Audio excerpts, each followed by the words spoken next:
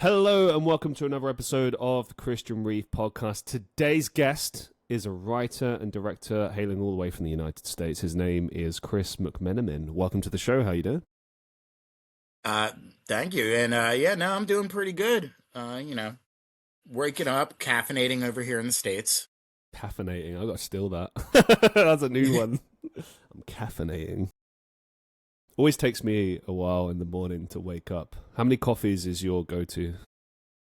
I'm at least two 12 ounces before I get anywhere mentally. Yeah, Uh, yeah. but I'm also like that weird guy that drinks coffee all day, all night. So I think I've built up a tolerance at this point where it's probably just easier if I would have just took a couple of Red Bulls and shot them directly into my veins. What about you when you're on set? Is it any different or just same old? No, I actually will, on the way to set, I end up picking up like two 24-ounce coffees, and they follow me around set. We had a couple Game of Thrones Starbucks cup moments that narrowly avoided me accidentally advertising for Wawa, which is a gas store or a gas and convenience store chain over here. Accidentally leaving it in frame until my AD Margo would yell at me to go get my coffee. I get it, man. It's tricky whenever you're on set to know how to pace yourself, I think, because you don't know how long you're going to be on set. You know what I mean? Maybe it's... Yeah, because it's never the time that you set. It's either like, oh man, everything went so super well, and we should throw a couple extra scenes in here and get them done. Or it is, why did that scene just take 3 hours to film? It's a 5-minute scene. So it's a variable. It's all based on the day, especially when you have a film set's like an organism. There's, 20 some odd people that it's all kind of depends on, that's interdependent. And one person's off on that day, you can end up having to compensate in other ways, which then creates time or, because you can't sacrifice the quality. So the only thing you could sacrifice is your mental fortitude and time. I will say, and I know it sounds like an obvious point, but anything you've not planned for that you've inserted into the film last minute always ends up taking so long because it's just not planned. I remember a short film, and I've told this story on the show before. Shout out to Giuseppe. So we were doing the short film, and there was a door scene, which was in the script per se, but it looked different. I think the actor was supposed to knock me out or something. Instead, we went with, which I thought was better as well, a scare tactics thing. So they just have a stare down, and then he's just and then the guy's and just kind of crawls out of the space. But for some reason, filming that was just pain in the fucking ass. I don't know why. It just, something about the camera angles and I think it ended up taking 2 or 3 hours. So we were all just looking at each other why is this taking so long? It's just a short door scene. It's 10 seconds of footage as well. That's the worst. It's the one that's 10 seconds, because in your head you're is this worth it? Is it really worth the 2 hours that we're spending on doing this? I have scenes that I knew as I was finishing it, and I just didn't get the thing that I wanted to. That was oh man, this is a waste of 2 hours. I'm not putting this in the film.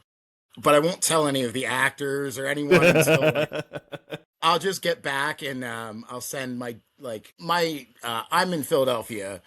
My editor's in New York City. And I would, while it's uploading, I'm Maddie, don't even worry about takes 20 through 50. We're not using them. Don't even bother inventorying the audio. Don't tell.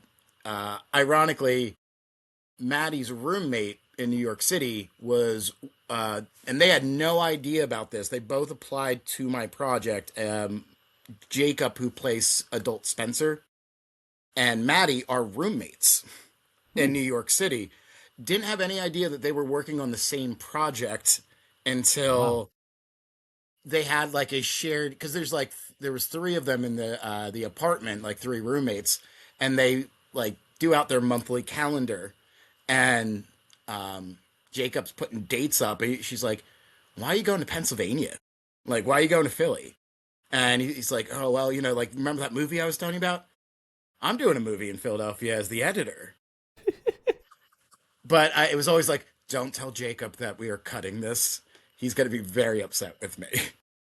It just happens, man. I mean, I think as well, and we'll get into your film in a second, but like, it's always worth just having extra scenes and stuff that doesn't necessarily make the cut, but can be used later to promote the film in some way, or I don't know. I mean, I suppose gone are the days of like DVD extras and shit, but I think it could make a return, especially as we're like heading towards physical media again. The resurgence of that, and I think especially with social media, it's like you've got a whole ton of opportunities to just put stuff out there and be like, oh, this didn't make the cut, but hey, here's some free footage. And it's like advertising the film, but it's also like generating conversation, I guess. Like, oh, here's how this could have been. Maybe it would have been made things different. What do you think? It's like almost planting ideas in the fan base, in people's minds.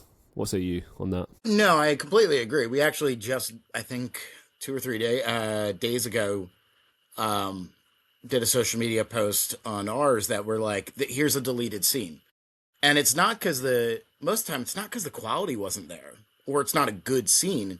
It just doesn't fit the overall narrative. I have a ton of footage that, and I'll probably release it over time, that it just wasn't the right fit either tonally or you know or in the overall structure, or I was like, oh no, we probably should still keep this under 2 hours, type of thing, where it had nothing to do with the quality of the performance or the quality of the scene. It's just, it doesn't fit. So it's a great thing to release after. Like, there's a lot of stuff that's more the, because the film has like a younger cast, and then the older versions of the cast are the protagonists for the majority of the film.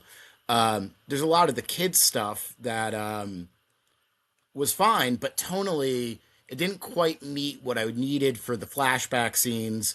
So it kind of ended up on the cutting room floor, and like we did a whole bit. It just, I think physical media to a degree is going to come back. Mostly, especially as people get more and more wary of technology, and they start experiencing like, oh, I bought that movie like 2 years ago. Oh, what do you mean it's delisted?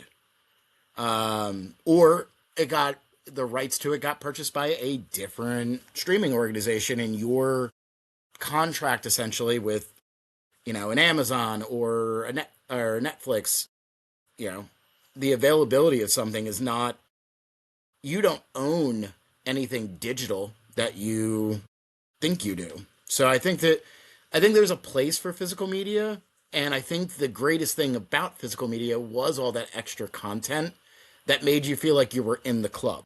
Well, this begs a question as well. Like, if you, let's say you purchase a film to watch on like Amazon Prime, right? Which, funnily enough, your film is listed on there amongst other platforms coming up in the future. See, I'm used to dealing with this, man. 6 years, I'm a professional. I know what I'm doing. And again, Good lead. We'll get to the film. We'll get to the film, but you've got to wait and stay on this journey with me first. So you see it all the time. You buy a film, and it's annoying, especially with Amazon Prime Video. Like, I don't get what's going on there. Like, you pay for the subscription, but then you have to pay additionally for other films. I don't know what the fuck's going on there. But let's say you do that, right? You've paid £5 or something for a film. Now, as you quite rightly said, you don't own the film, right? If you bought a DVD, you own the DVD, you can play that whenever you want.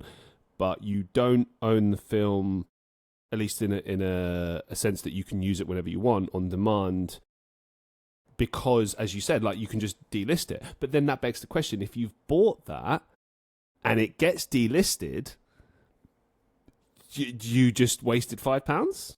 Is it a rental? Like I think Blockbuster you're days? well, and I think what you're doing is you're leasing it. Like you might not have to Mm. pay for it again, but you might not have to pay for it while it's there. It's not like so you got like your 24-hour rental, your purchase, and also I think probably why it also plays into why the price, you know, you get a physical media DVD. I mean, granted, you can go to your local store and get it for like $10, but like most, if you got a brand new one's like $20, something like that. $25 depending on the quality and all that jazz. Um, it's a cheaper version, and I think that's how they got people in the doors. Like for $9.99, get the HD version. And again, slightly hypocritical because yes, my film is up on Amazon, and For but now, I yeah, mean, I think it's going on other places, isn't it? It's not yeah, starting with Amazon and then going from there. Amazon was the first one. There's a holiday backdrop, so obviously we wanted to get it up before Christmas if possible, because that's how you make money, I heard. But I think you're just leasing it because it's in the cloud, in storage, owned by whatever streaming company it is. I think there's an interesting future, especially probably in places that are more not quite as we'll say pro-capitalism as the United States, but I think there's more progressive countries out there that there's a court case to be made on, yeah, you signed their terms and conditions, but is it the responsibility of the business to offer that an option that they have a contractual obligation to keep access for you, or Oh, a there's a download option conversation. available. Yeah. I But think that then you're going to see that in a more progressive uh, country that has stronger antitrust laws. Is that like I think there's probably a compromise there that I think is fair, but you have to demand fair. And that would be like you have a secondary option that at any point you can download, even though it's massive, you know, some 400 megs or whatever, or, but you should have an option to download that film if you really truly want to. Not download in my app like a Hulu, a Netflix, Amazon, where you can download in the Prime Video app or the Netflix app, where you. I mean, give me my full file of the movie in like an MP4. Like that's where like it hasn't really been tested because no one has demanded that kind of accountability from corporations. and again, it's because like there's typically these films will stay on there, but like every now and again something gets taken off. So it's just not become enough of an issue for people to kind of kick up a fuss yet. But I don't know. I think we're headed there, especially with companies like Netflix that are getting very. I don't know if trigger happy is the right word, but they love to take stuff off their platform, particularly stuff that's doing well. I don't understand that. They love it. It's supply and demand type of deal. Oh, you really like Yeah. this? Well, we'll bring it back, and it'll be a big deal in 3 months. Um, but You I like think, that? We're taking it away. yeah, it's like a weird, toxic significant other with Netflix. You love me? Oh, guess what? I won't see you for 6 months. Yeah, no, I'll text you. Don't text me. Um, Yep. but yeah, We've all no, been I there. think. Well, and I think what you're going to see it more and more because it doesn't necessarily affect, say, a me who's more of is independent. Um, I don't necessarily have an attachment to any studio unless they would like to pay me, and that I would. But you know, right now I don't. Misfits doesn't have any studio ties. But as you continue to see the mergers, you're going to see it was their studios over here with their movies, and there's the place that they go over here. As they become one, who owns the content? So if Netflix now owns Warner Brothers content, if it goes through or whatever, are they going to choose to keep it on, say, an Amazon, which is a third party because they want the money? or do they want the exclusivity and will say Warner Brothers, let's say Harry Potter. Will Harry Potter only be on Netflix? And anyone who bought it on Amazon is, SOL. It's an interesting question. It hasn't been tested, but we're going down that road where the streaming and companies are buying more and more studios. So you're going to eventually have a conflict of interests on their platform success versus their film slate success. Well, we've also seen it as well, like with companies like Sony and their weird relationship with them, because they own Spider-Man, and they have like a working agreement to allow Marvel to use that character. At least in films. I don't think they own Marvel. Oh, they don't own the character of Spider-Man, I don't think. I think it's just the film and television rights. Right, exactly. But it creates this interesting paradox where it's like, okay, we'll let you use this, but then only to a certain degree. Like you're not allowed to put like XYZ villains in it. That's why we've never seen like Venom in a Marvel movie, for example. I'm right, yeah, because we're not counting. No, you're right. Yeah, Spider-Man it's all a movies. negotiation. Is like, I want to use this character, and well, you've even seen it with Marvel internally. Like, I believe James Gunn wanted to use a whole bunch of other characters in like the Guardian movies. But like, yeah, you have the creative arm yelling at the film arm that like. Or, yeah, Sony was always an interesting one because it was like, no, you can't take the, Venom or weirdly Morbius, which did fantastically. What do you mean? It's Morbin time just killing it. The internet convinced them to re-release it and then let it bomb a second time. Morbin time, baby. Come on. Oh. Oof. I love Matt Smith, but I've got the cringe shakes. Terrible. Yeah. But you as corporations fold in on corporations to make mega corporations, there's all kinds of ethical and legal issues that just don't get tested until it's too late. And I'm sure you'll see one eventually where, when I went to go try to get distribution for my film, a year and a half earlier had put together a list of every primarily US, but some international distribution companies. And I was like, okay, I wrote them down, what their pros, their cons were. I was probably going to submit to all of them like a shotgun shot, but, I at least knew what I was going to get into if I got responses from them. Over the course of a year, and as I was getting into post and had like a screener copy that I could send out, I started sending these out. Over 50% of those independent distribution companies were bought by studios, larger studios, and then they weren't bought to be distribution companies anymore. They're bought for their libraries, and they were no longer accepting new films. So 50% of the list that I created a year and a half ago was no longer valid because they had become part of larger corporations. And they, I have a inbox full of emails that like, oh, we appreciate your submission, Mr. McMenamin, but we're not taking on any new films due to our merger with XYZ. So you're seeing consolidation, and I think consolidation of corporations plays into every thing downstream, especially in something creative where it's usually not supposed to be governed by, though it always has some kind of influence from money, it wasn't always as governed by it.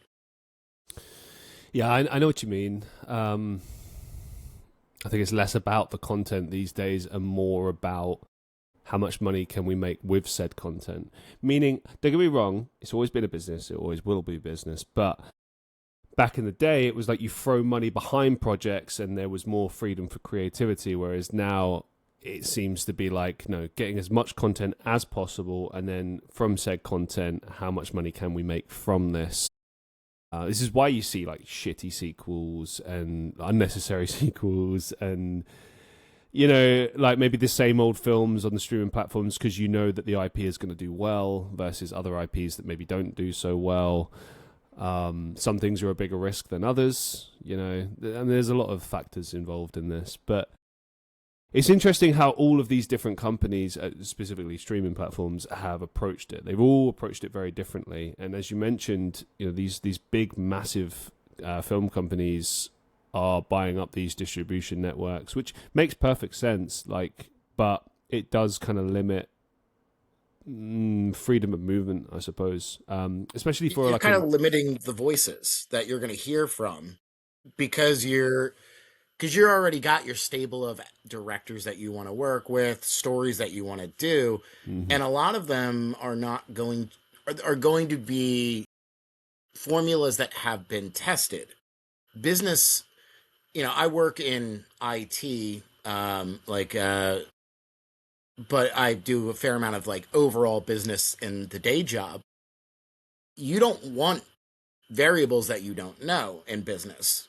Now, if you apply that to film, which is dangerous because you kill all the creativity in it,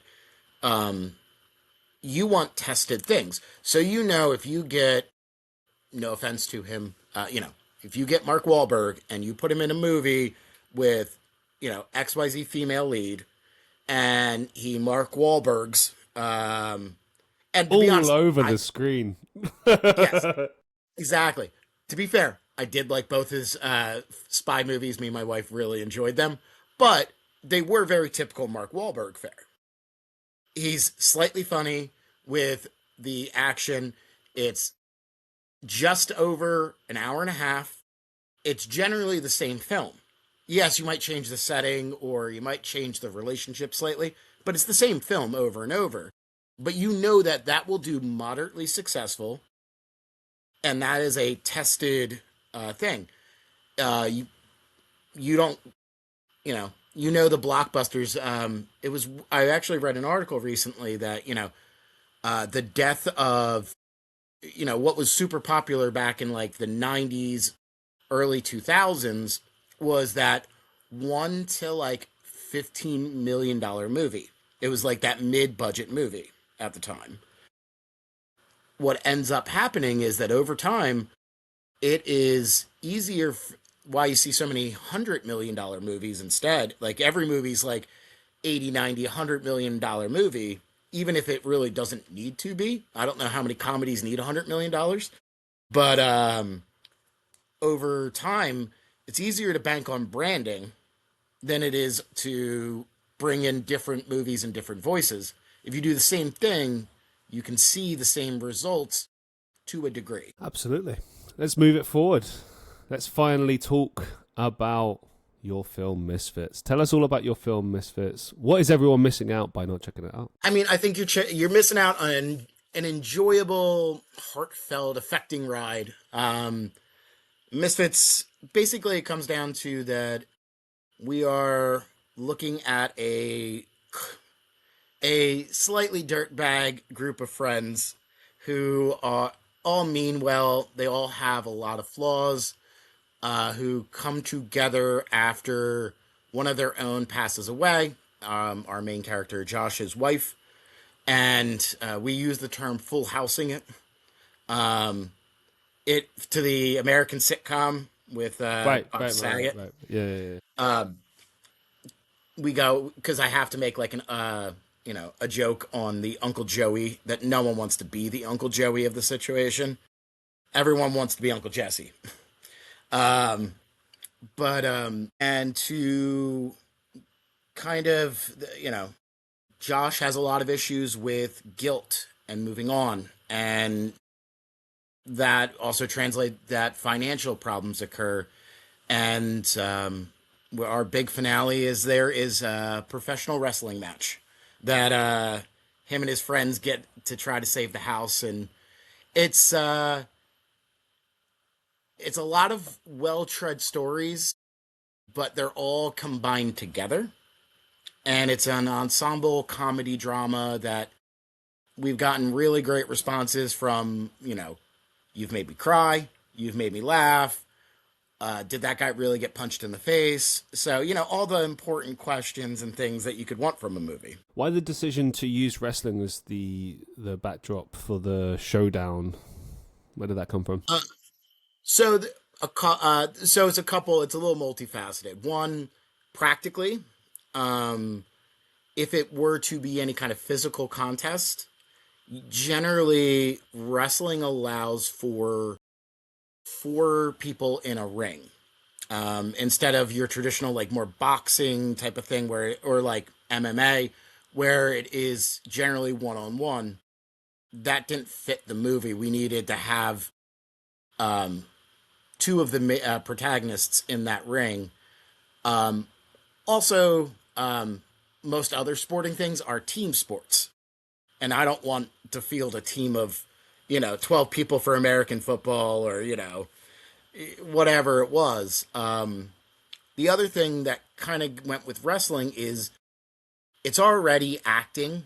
Like professional wrestling, you have to be able to act, or you're gonna just be the guy who gets pulled over every night on the independent circuit, and you lose, and you just get the crap kicked out of you, while the charismatic one ends up winning and going up.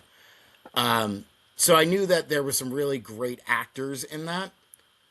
And then kind of the final thing is I'm not pompous enough to think that anything I say is new. Everything's already been written at some point. The Save the Community Center storyline, which is like save the house, save the community center, save the whatever. We need money to fix a problem. It's already been done. So you have to find another way to make it interesting and maybe a little innovative. And bringing in professional wrestling allowed it to be exciting. It allowed 4 people to be in that ring. It allowed us to tell a story while getting that, ooh factor of like, you see that hard hit and you get that little bit of audience like, ooh, blood pops out, that's the fun stuff. So you mentioned that some of the actors were involved in the scene, but some weren't. So did you actually use real professional wrestlers in this particular production? Yeah, so both Santa Crusher and Zoe, the 2 physical opponents, are professional wrestlers in local promotions, well, U.S.-based promotions here. Sam, who plays Josh, actually did a small stint as a professional wrestler in his 20s at what's famous here in the U.S. in the Philadelphia area as ECW, which was Extreme Championship Wrestling. The beginning of like the barbed wire, type of wrestling. But really, yeah. We also used for a couple of the goons, some of the other wrestlers in the promotion that we partner with. Because truthfully, you gave them a little bit of direction, you gave them a character. They're already acting, but they also have that physicality down. And John, Zoe, who play the 2 main physical bad guys, and then Charlie and Chris, who play the goons. Like they helped us, and we worked together to choreograph that extended climax wrestling match together. So the actors that weren't professional wrestlers, did they receive extensive professional wrestling training, or was it just kind of guidance on the day? Like, how did you kind of work with that? More than they expected, less than I'd hoped for. They got you wanted to enroll them in the wrestling school before the year. Yeah, if I had the budget, they would have went to wrestling school. But what we did do is we spent about 8 weeks, about 6 sessions at a place called here in Philly called the Worldwide Dojo, where we worked out the choreography and practiced, as well as they got some basics from the individuals that were the professional wrestlers, how to take a bump, how to go off the ropes, how to, when you get suplexed, how you tuck your neck in. so you aren't exposing your brain to the mat. All those kind of important safety things. And then just drilling it into them that, every physical move, because it's a very long choreographed scene. And the way we had to do it is for the wide and the side shot, we did it live like it was a wrestling match in front of a crowd of about 600 people at an actual, our Three Legacy Wrestling was the promotion we partnered with. We were the start of their night, and then they had another like 8 matches after that. But we had to film that section as one 9 minutes, 10-minute section. So everyone had to be prepared to do this 10-minute, basically, dance sequence. So it reminds me of this film that was made years ago. Oh, what the fuck was it called? Fighting with My Family. It's based on the story of Paige, the professional wrestler. And I know you know this, but maybe our viewers don't know. So there's been a lot of wrestling movies made over the years, and famously, many of them have been shit. There's a few that stand the test of time. But most of them are just enjoy being bad good. Yeah, most of them are shit, cheesy, whatever. But like for wrestling fans, doesn't matter. It's just fun, right? But when you got your more serious ones, like The Wrestler, for example, which was it gets a lot of criticism, but I think it's very real because The Wrestler, starring Mickey Rourke, is a very kind of true to life breakdown of a professional wrestler who, has gone past their glory day and now they're on the independents and what that looks like for some people. If you go and watch which documentary was it? Beyond the Mat, you'll see a little bit of that with the professional wrestler Jake the Snake Roberts, who fortunately is in a great place now, but at the time wasn't. So I feel like that film at least was true to life there. But obviously the argument in the wrestling industry is it makes the wrestling industry look bad. If you bring to a more recent example, big Hollywood budget film, Fighting with My Family, stars, can't remember the actress's name. Florence Pugh. Florence Pugh, thank you, yes. It has The Rock in it, but he's playing a younger version of himself, even though he's just the same age. I don't get that. It's weird. He's always the same age. It doesn't matter. Yeah, I don't know. Anyway, they film at a taping of Raw, just like your film, like a real wrestling event. I'd like to draw some comparisons here because I think it might be fun. But in that instance, big, Raw event, there's probably 30,000, 40,000 people in the arena.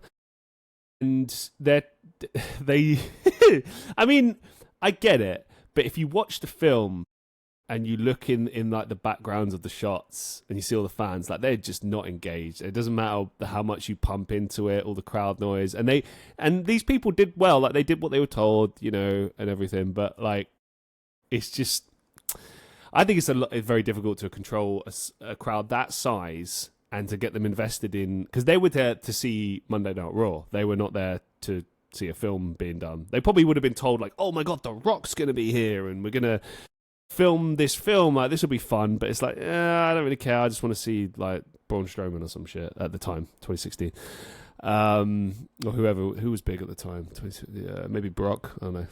It's been a while, but you get my point, right? Seth Rollins. Yeah. There you go. So bringing that back to your film, so I think I've heard of Free Legacy actually. I might have heard of them. So 600 people, that's a lot easier to control. It's independent fans as well, so you're probably going to get more excitement, to be honest. What was it like kind of working with the crowd and the people at the wrestling event? So, yeah, I think when you get people at a Raw, one, it's a lot of people. But two, you run into the fact that not all of them are super wrestling fans, Every single person that shows up to an independent wrestling thing is a super fan. They are hyped. They are ready to go. I didn't have to do a ton. Before our match went, I had my people at the door. One, obviously getting waivers signed for like the background extra waivers signed as they were coming through the door, but also hyping them up a little bit. Before the event, I got that's a shout. Did you have to pay every single person who showed up at that event? no. We made it a thing where it's like, you can come early, you can see this thing. They're paying to go to the event. They were seeing our thing as part of that event. So no, we just had them sign background forms, and thankfully nobody had a problem. We gave them the option that like, hey, you're welcome to sit out here outside of the right where we're filming. Yeah. If you want to go sit in the way back where we're not going to get you because you don't want to be in the film, fine. But nobody opted for that. I was gonna say it'd be really weird if this one guy just sat there like, "Fuck you." Yeah, that probably There probably was one, but I clearly ignored him. No one cares about Dave. Screw Dave. Yeah, no, fuck Dave. But we right before the match, I got into the ring, which was a weird and surreal experience to give I've done a little bit of public speaking, but never in a ring. And everyone's around you in a circle. But gave a little hype speech, gave a little bit of a primer. Like, it wasn't complicated. It was, all right, these two, you don't like them when they come out. You like the current guy, these two. When the girl goes around with the round 2 sign, you switch. And I got, the entrance scenes are just fantastic because you can see the crowd fully engaged in especially heckling the protagonist that they come out. And I also had Christian's kids in the front row for him coming out, and they were yelling yelling at their dad that he sucks, which was super fun. I'm like, let me put you in that frame of mind. But everybody there, I think because they're all so invested in 3 Legacy Wrestling, and also John, who plays Santa Crusher, and Zoe were at the time and still are to a degree like wrestlers in that organization that they've grown to love. They were very comfortable both booing for John and loving Zoe. So I think I had it a little bit easier because by using the wrestlers that they knew, they had some kind of grounding already there. And then they just took it to 11. I thought I'd have to add crowd noise. I actually did not have to add any post crowd noise. That's how loud they were. I had actually cut the levels when I needed the dialogue. Goddamn. All right, I got a tough question for you. Perhaps the toughest question you may ever receive regarding this film. You ready? Yeah, I'll go for it. Is Misfits a wrestling movie or a Christmas movie? I'm going to be honest, it's neither. What? It's neither. So it's got a holiday backdrop, but it's definitely not about Christmas. It's in the same way, like, is Die Hard a Christmas movie? It's not. Somebody can come fight me for that. But I've got a lot of people that will fight you for it, and I'm surprised. They're like, what do you mean? There's a Christmas tree in the background, and he's at a Christmas work do. And I'm like, so fucking what? That doesn't make it a Christmas film. So me and my friends, who are very similar to the weirdos in the Misfits, is we have lots of movie fights. There's a very famous one over here, like in my group, is Aliens a sci-fi or a horror movie? And the answer is it's a horror movie set in space. But that is a debate for another day. But so yeah, I use the holidays one as a way to soften some of the rougher edges and make it a little bit funner and a little more heartwarming. And there's some story reasons to use the holidays as the backdrop for a good amount of the film. Also, wrestling, while I have different spots of wrestling throughout it, again, it ends up I guess it's more of a wrestling movie than a Christmas movie. But really, at the end of the day, I'd say half the film to two-thirds of the film is really a family drama. I think that the wrestling is kind of the punctuation at the end of the sentence. So Misfits 2, A Very Wrestling Christmas is not happening. I mean, if enough people watch it and demand it, I will make a full wrestling sequel that's like the daughter becoming a professional wrestler, and we'll redo Fighting with My Family, but with Misfits. Fuck it, why not, man? That's what Hollywood does, is just remake films. So yeah, if somebody wants to pay me, that's all that it would take for me to do it. Let's be honest. Everyone, no, I have integrity, but at the same time, people that haven't sold out are people that haven't been given the opportunity to sell out. Just think of Shane McMahon's theme song. Here comes the money!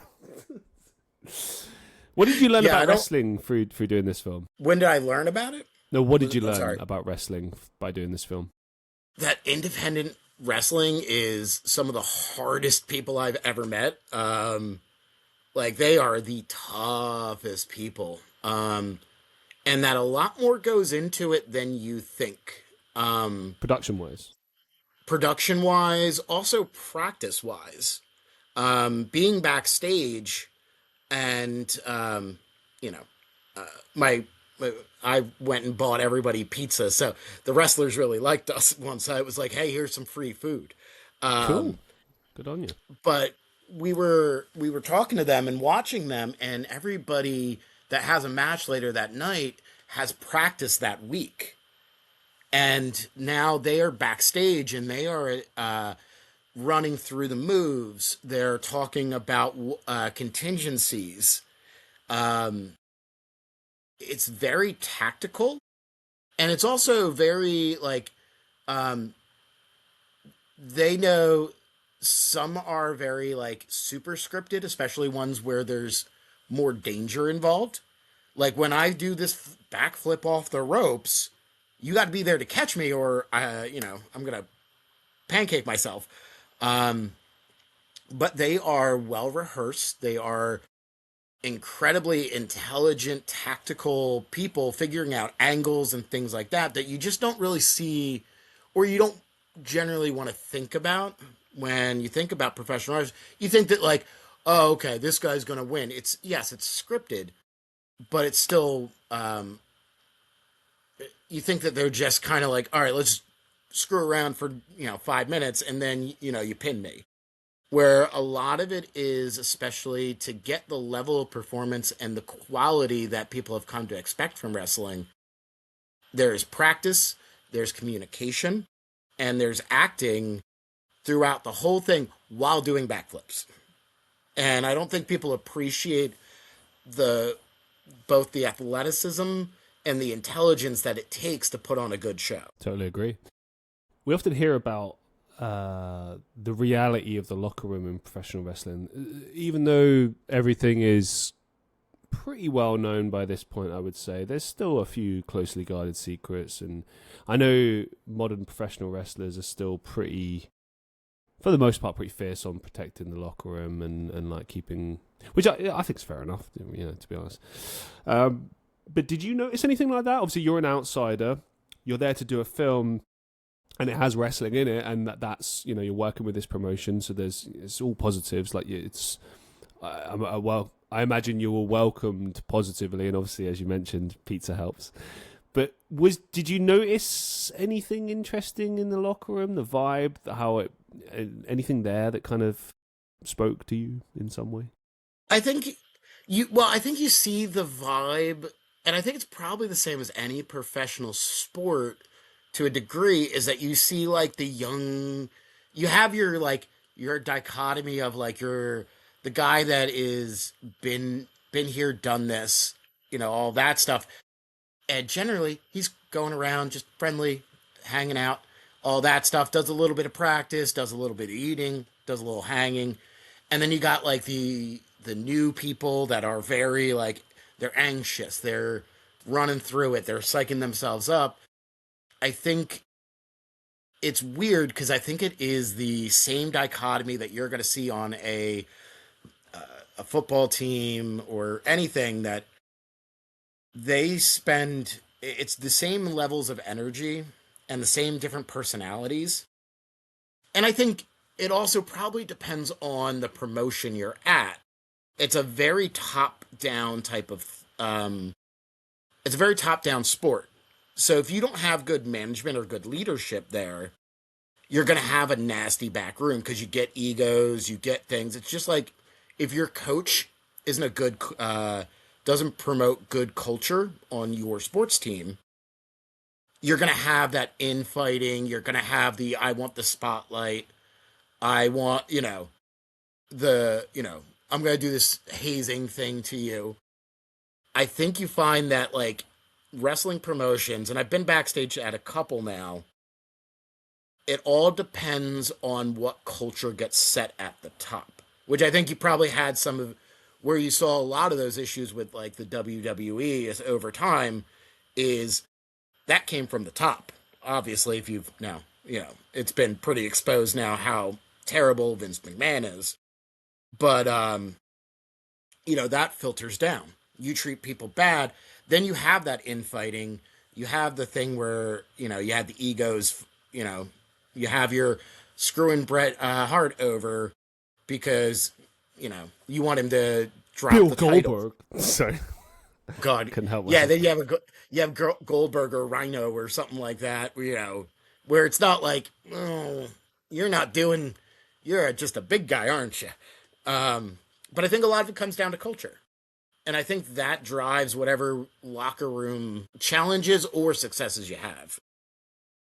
One of my favorite wrestlers of all time is CM Punk. And I remember years ago he turned around and made a comment about sort of protecting locker rooms, but also protecting the business still. Like, it's still an important thing for him, despite the fact that wrestling is very, very exposed, things get spoken about.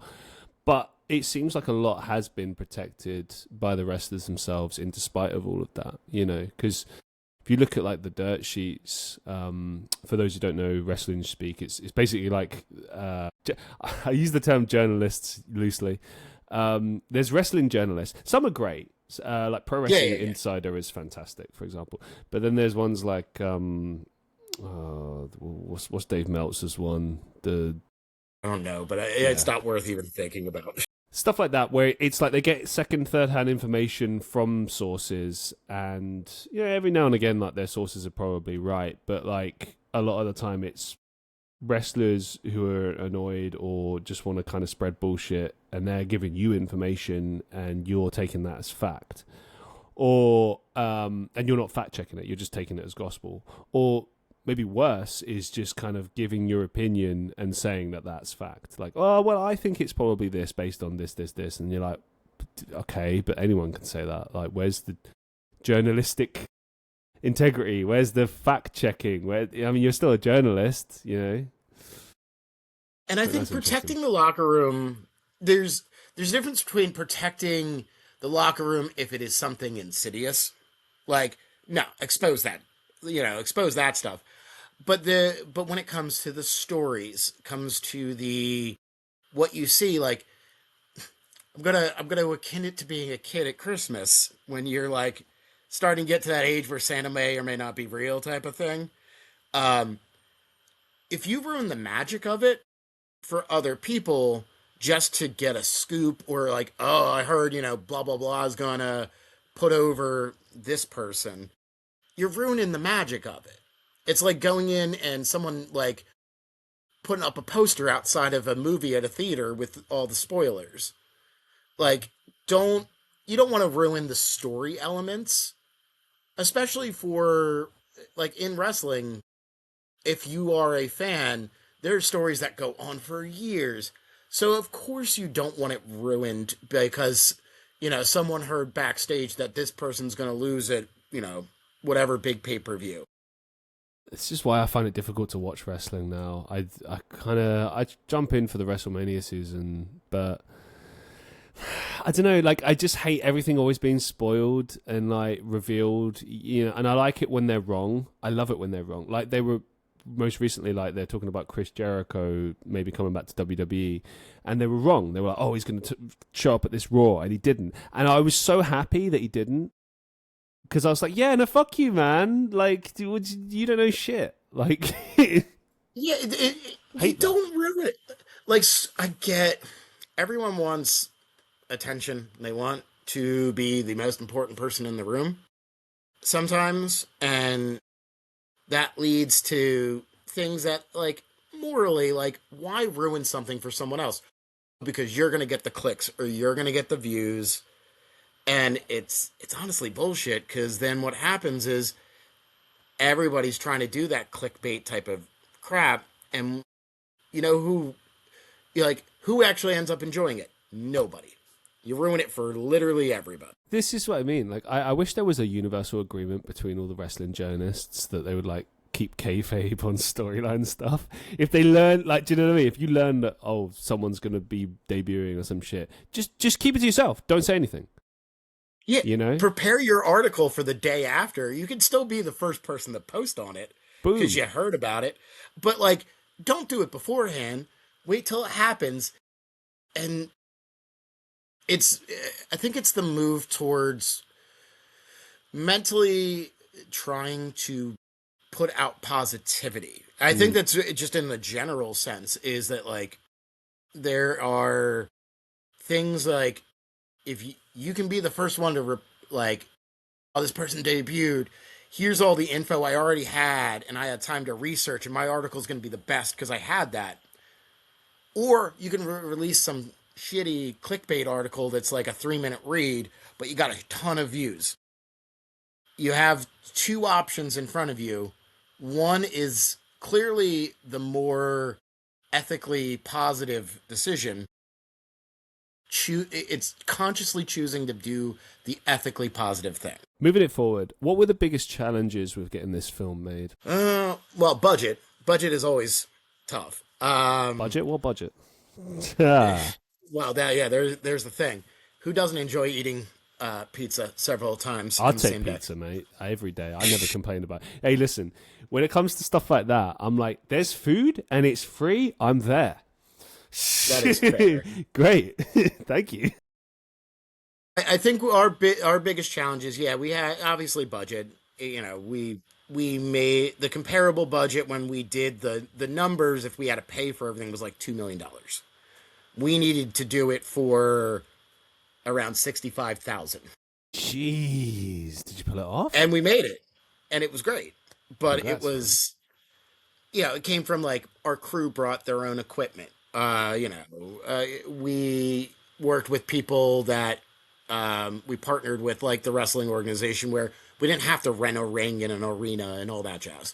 But our other big challenge was schedule. Is that obviously I'm not paying a ton. These people are doing it because they're passionate about the project. But with that, you have to, it's a give or take. So we've had to film this over the course of about a year and a half, every other weekend. So that creates continuity problems. It creates scheduling problems. All the things that you think happen in your life and over the course of a year happen for 80 some odd people on the cast and crew. And keeping schedules and keeping dates and working with everyone to make sure that we're all working together while we're all living lives, that was such a massive challenge that created, there's also how much gray have my actors added since. I have to say, like, you do always approach a paid project differently to how you would approach a non-paid project.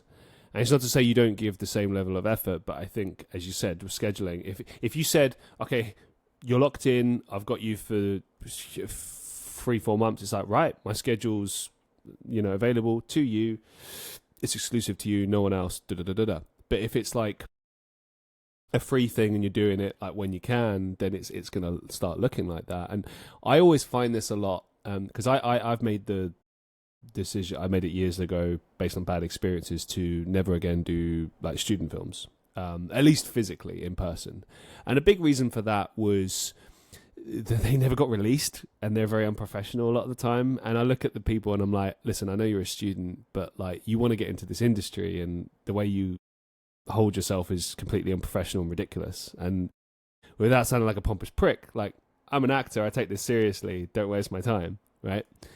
But more important than that, I think, is, oh, we worked on this thing together and you have no intention of releasing it. What's the point? This was a waste of time. You know? That's the Very biggest much so. thing. You know what I'm saying? Because if I'm to- not getting paid for it, that's one thing, right? But I poured my heart into this thing. I want to see it released. I want to see... Like, I remember there's a film that I did, and we went up to the mountains. So I live in Manchester in the UK, right? And there's an area, maybe like 30, 40 minute drive from Manchester called the Peak District. It's beautiful. It's really, really gorgeous.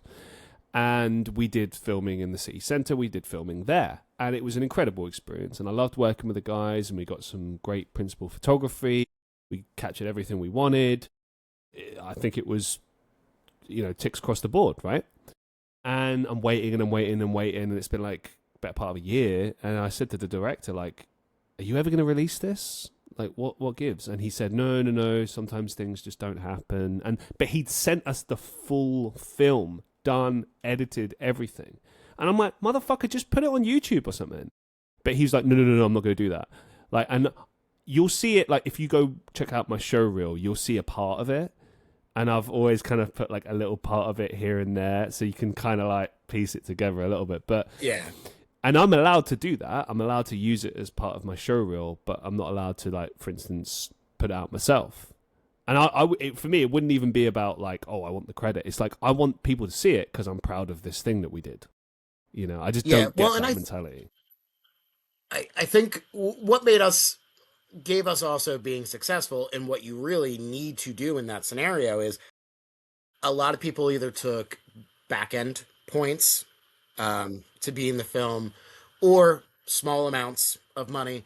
So it wasn't quite it was unpaid, uppaid. Like, let's not. I know what you're saying. Really paid, but is communication. Yes. Like, if you're going to ask someone to put themselves into it, and you want them to be passionate, you want them to be a part of it, this thing that you're creating, you need to communicate with them. You need to be honest, and you need to tell them, like, the way that we set it out was, hey, all right, so we're going to shoot over the course of this time. It's going to be about this many days. We might add a couple. We might lose a couple. This is what's expected of you as an actor, cinematographer, as a sound guy, blah, blah, blah. Here's what our business model looks like. And this is what we had. We had like an ABC option. A was, we're going to try, we have a meeting at the end with a large streamer that could go one way or another. It probably won't happen. Let's say 10% chance that we're going to get bought out in that way, or licensed directly from that very large streamer straight out the gate. Then there's B. B is, we're going to contact and communicate with many, many distributors, try to find the right one, look at what contracts are offered. And then C was, all right, we didn't get a distributor. Unfortunately, about 90% of independent films do not get a distributor. They don't get real representation. So C was, all right, we're going to submit to Film Hub and Indie Rights, which are more aggregators than distributors. They'll take mostly anything and just kind of throw it up as like a profile to streaming platforms, large and small, and kind of throw it like, hey, please take these things, and kind of spam them in. And you'll get picked up by probably something smaller, streaming-wise. And then our D plan was, if they reject us too, we'll put it on YouTube.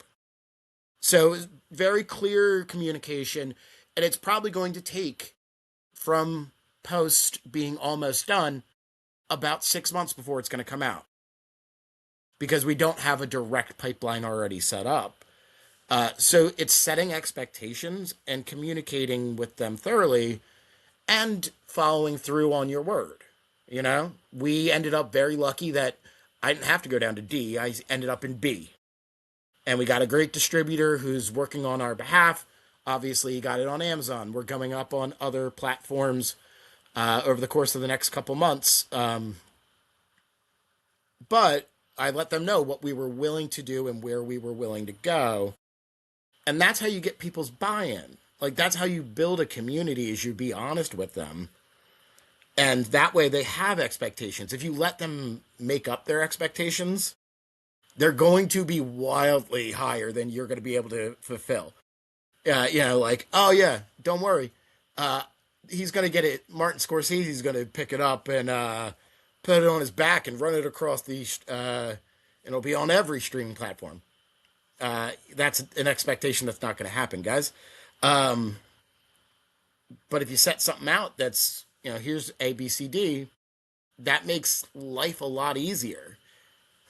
And makes everyone a bit more cohesive. From what I've seen online, the reception's been pretty positive. The reviews have been positive. What say you? What did it mean to you and your crew to see those sort of positive reviews and sort of the general reception to the film so far? We've been kind of blown away. I'm my own worst critic, obviously, as most creative people are.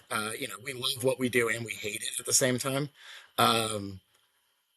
But to get, especially like the professional reviews of like, I I also got 3 out of 4 stars, and so did, you know, XYZ, you know, Oscar-winning film from this professional critic. It's both surreal but amazing. We've also done super well at so far in the festivals.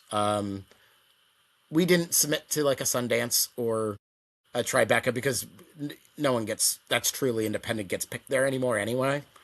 It's generally some A-list star slumming it in a, you know, small budget $25 million film. But we've done numbers. Really well. What? Yeah. So those are rookie numbers. Yeah. Exactly. Yeah. No offense to like an A-list star, but like as soon as you attach yourself to a film and it's like, oh, well, we didn't have the studio system. I'm like, no, don't worry, man. As soon as you signed up for it, it became a studio film. Calm down. But we got really lucky and really impressed because we're also not one genre. What we found in the festivals is they're like, oh, okay, is it you want to go for best comedy or best drama? Well, we're not either of those things. We're comedy, drama, action, holiday, a little bit of romance. So the only thing that we ever can really submit for is the overall best feature. That's like all genre, and we've done remarkably well. I think we've something like 8 wins or win/second place, like honorable mention stuff. Congratulations. Thank you. Yeah, like it's crazy because at first I was really, really worried that I wasted any money that I put into festivals, and then we did really well, and now I'm becoming spoiled. I'm like, I don't want second place anymore. Because we got like 3 or 4 wins, and then we have like these honorable mentions, but like all the ones that are local festivals or within a driving distance of me, I'm like, I want to go get an award on stage. I'm like, oh, Chris, you become the spoiled bitch about this, aren't you? Yeah, I mean, I suppose you got to take what comes, don't you? I mean, but at the same time, it's I don't think it's ever a bad thing to aim big, to want more. Just like, you know, yeah, but then my kids will keep me grounded. Yeah. That they're like, yeah, it was okay. I liked it. And I'm like, all right, thanks, guys. Brought me back down. I'm like, why'd you bother doing this? I'm like, just stop talking. I love you. Ouch. Why'd you bother doing that, Dad? Like on a specific part, they're like, I didn't get this. And I'm like, I don't want to have this conversation with you. Thanks for bringing me back down to earth, though. Can you just throw that, oh, well, you understand when you're older line? Like... Oh, I'm sure I did. That's the standard parent response. You just don't have the context yet. All right, a couple of final quick fire questions for you to draw things to a close. What has filmmaking taught you about life? Being prepared and communicating is almost as important as how good something is. Isn't that the truth? What's the best advice you've ever received? Be passionate about the thing that you're doing, especially in film, because you're going to spend so much time with it. You'll end up miserable if you compromised in such a way that you don't like your product anymore, because you're going to spend hundreds of hours with it, and it'll piss you off to no end when you realize you don't like the thing that you made. Great advice. What's the biggest life lesson you've learned so far? That the people involved matter more than anything else, and anything in life. Is the group of people that you surround yourself with affect how something is and your enjoyment level more than the activity itself or the quality of the activity. And final question for you. Do you have any upcoming projects or final thoughts that you'd like to share with our listeners? If I have, we'll see how Misfits sells. Yes. If it sells well, you absolutely will be seeing more from us. If not, we might quietly do something else, but hopefully we will be doing stuff in the near future. It just kind of money in, money out situation. So once we get it, we're working on some scripts. Well, I wish you the very best of luck with that. Congratulations on everything with Misfits, and thank you so much for being on the show. It's been a real pleasure. It's been an absolute pleasure. Thank you so much for having me on. Always a pleasure. And to all of the listeners of the Christian Reeve Podcast, make sure you go check out Misfits. It's available now on Amazon Prime Video and soon to be elsewhere. And I hope you enjoyed this show. And let me know who you would like to see on the show next, what you would like to hear on the show next. As always, thank you very much for listening, and I'll see you in the next one.